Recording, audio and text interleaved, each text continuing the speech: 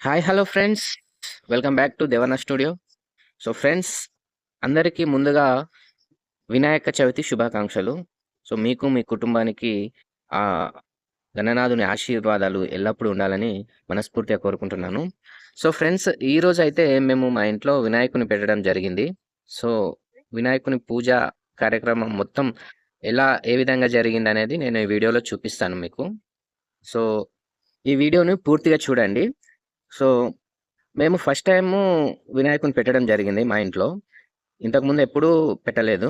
So మా గీతాంష్ బాబు కోరిక మేరకు పెట్టడం జరిగింది.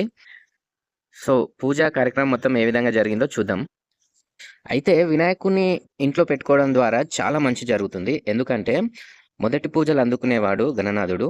సో గణనాథుని 3 రోజులు లేదా 5 రోజులు ఇంట్లో పెట్టుకొని పూజలు చేసి, ఆ తర్వాత నిమజ్జనం చేయడం ద్వారా కోరిన కోరికలు తీరుతాయి.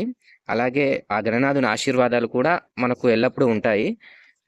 అయితే మొదటిగా పూలు, పళ్ళతో గణనాథుని అలంకరించడం అయితే జరిగింది.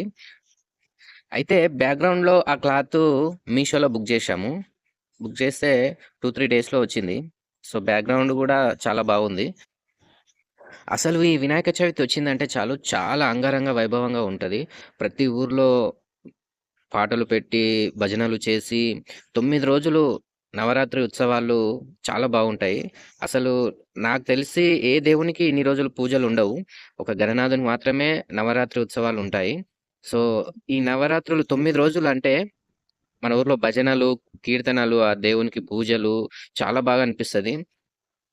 తర్వాత నిమజ్జనం రోజు చూడాలి. అబ్బబ్బబ్బా! అట్టహాసంగా, అంగరంగ వైభవంగా ఊరేగింపుతో, భక్తుల డాన్స్‌లతో, ఆటలతో, పాటలతో ఊరేగింపు చేస్తుంటే అబ్బబ్బబ్బా! అది చెప్పే తరం గాదు. ఇక గణనాథునికైతే బొట్లతో అలంకరించడం అయితే జరిగింది. ఇక పూలు, పళ్ళతో చాలా బాగా అలంకరించడం అయితే జరిగింది. ఆ తర్వాత కలశం ఏర్పాటు చేశాము. సో, ఆ కలశానికి కంకణం కట్టాలి. సో, కంకణం రెడీ చేస్తున్నారు. తమలపాకుతో కంకణం అయితే రెడీ చేసుకొని, ఆ కలశానికైతే కట్టడం జరిగింది. అలాగే గణనాథునికి చాలా రకాలైన ఆకులు మరియు పువ్వులను పెడుతూ ఉంటారు. సో, ఎందుకంటే అవి గణనాథునికి చాలా ఇష్టమని చెప్తుంటారు. సో, ఉమ్మెత్త పువ్వు ఇవన్నీ చాలా రకాల పువ్వులు మరియు ఆకులు ఇవన్నీ పెడుతూ ఉంటారు. సో, గణనాథుడు మంచి విందు ప్రియుడు. సో, ఉండ్రాళ్ళతో మంచి పాయసం చేసి గణనాథునికి నైవేద్యం పెడితే గణనాథుడు చాలా ఆనందిస్తాడని చెబుతూ ఉంటారు. మేమైతే బంతిపూల దండ తెచ్చాము.